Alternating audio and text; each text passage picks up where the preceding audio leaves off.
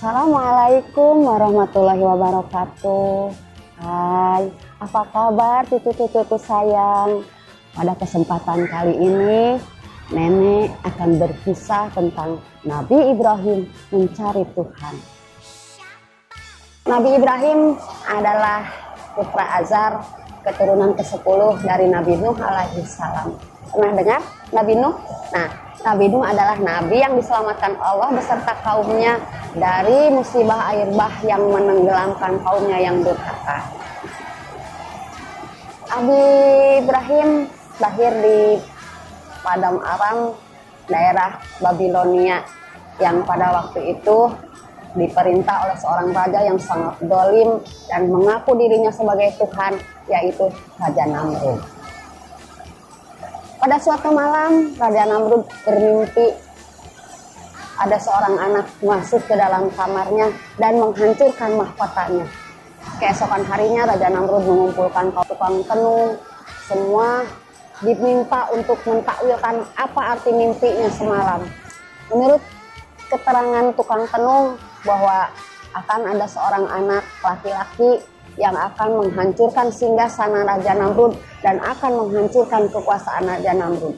Tentu saja Raja Namrud sangat murka.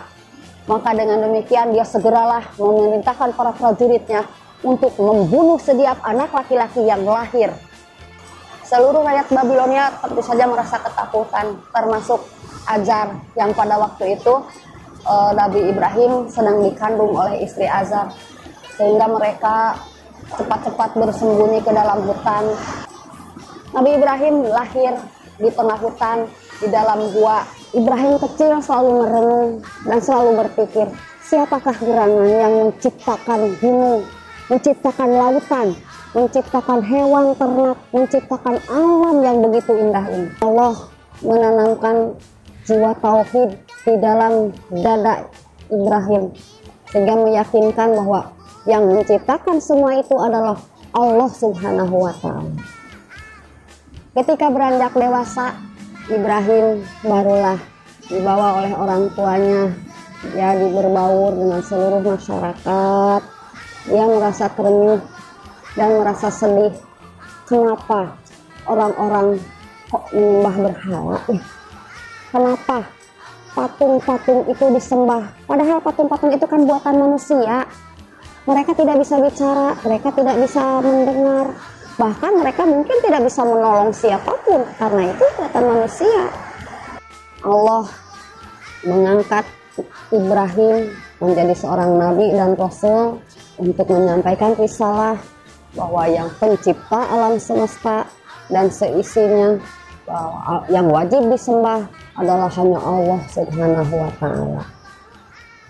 Dengan terang-terangan Nabi Ibrahim mengajak seluruh rakyat Babilonia untuk menyembah Allah. Pada suatu waktu, Raja Namrud beserta rakyatnya pergi berburu dengan tujuan nanti setelah berburu akan mengadakan pesta pora di tempat penyembahan.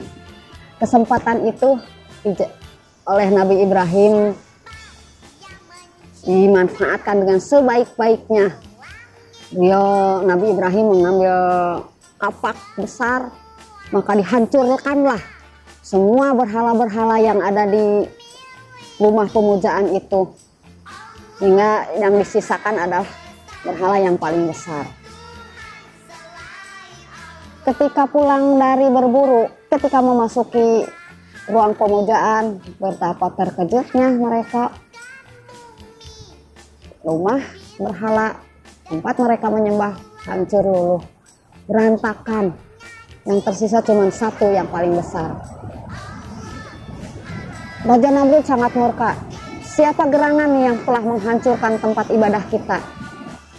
Ada seorang yang menjadi saksi mengatakan bahwa pasti Ibrahim, sebab dialah yang selalu menentang kita untuk menyembah berhala.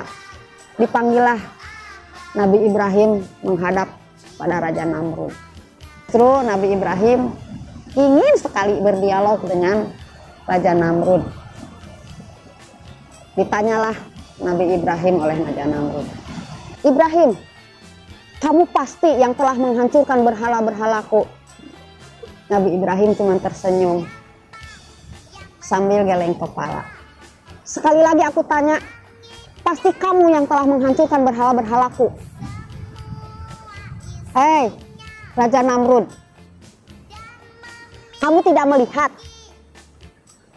siapa yang telah menghancurkan berhala-berhala itu? Coba kamu perhatikan. Ada patung yang paling besar yang tersisa di sini dan kapak tergantung di lehernya. Pasti dia yang telah menghancurkan patung-patung itu. Hanya orang bodoh, hanya orang tolol yang akan mengira bahwa yang menghancurkan patung-patung itu adalah patung yang paling besar. Hahaha. Lucu ya, Namrud kamu. Sudah jelas bahwa patung itu tidak bicara, patung itu tidak bisa bergerak, patung itu tidak bisa melindungi dirinya, bahkan tidak bisa melindungi yang lainnya. Kenapa kamu sembah? Semua yang ada di situ terdiam, membenarkan apa yang dikatakan oleh Ibrahim.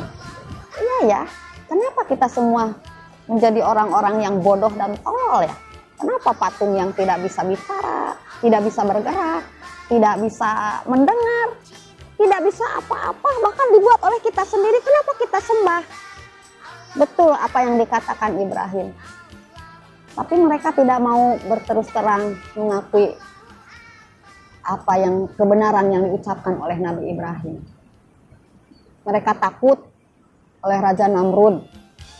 Akhirnya Raja Namrud menangkap Nabi Ibrahim. Nabi Ibrahim dibakar.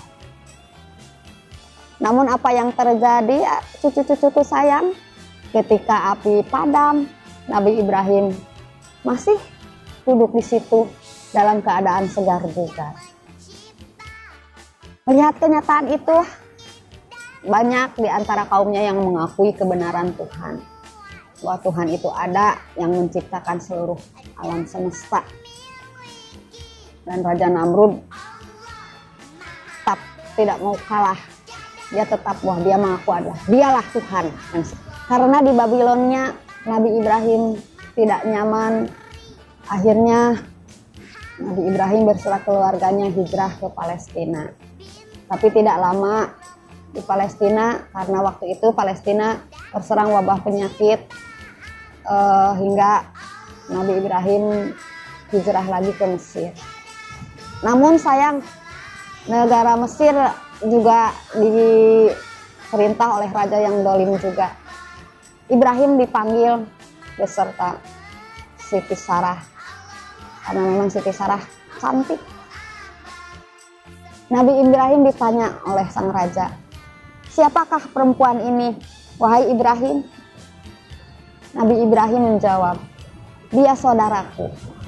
Nabi Ibrahim tidak berani mengakui bahwa Sarah itu adalah istrinya, sebab bila Nabi Ibrahim mengakui Sarah adalah istrinya, maka dia akan dibunuh dan Siti Sarah akan diambil.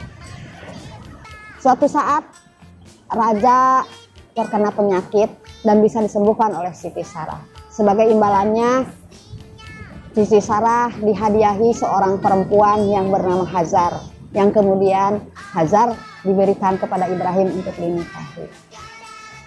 Nabi Ibrahim kembali lagi ke Palestina. Siti Sarah melahirkan Nabi Ishak dan Siti Hajar melahirkan Nabi Ismail. Inilah awal dari kehidupan para nabi, karena Nabi Ibrahim adalah Abul Anbiya, bapak dari para nabi. Dari keturunan Nabi Ibrahim inilah semua keturunannya menjadi nabi dan rasul, termasuk nabi kita, Nabi Muhammad SAW. Nah, dari kisah tadi dapat diambil kesimpulan bahwa pencipta alam semesta tiada lain dan tiada bukan hanya Allah Subhanahu wa Ta'ala. Nah, cucu-cucuku sekalian, kisah tentang Nabi Ibrahim nenek cukupkan sampai di sini dulu. Nanti akan dilanjutkan pada kesempatan yang lain, karena waktunya sudah cukup ya. Nenek cukupkan sekian aja. Assalamualaikum warahmatullahi wabarakatuh.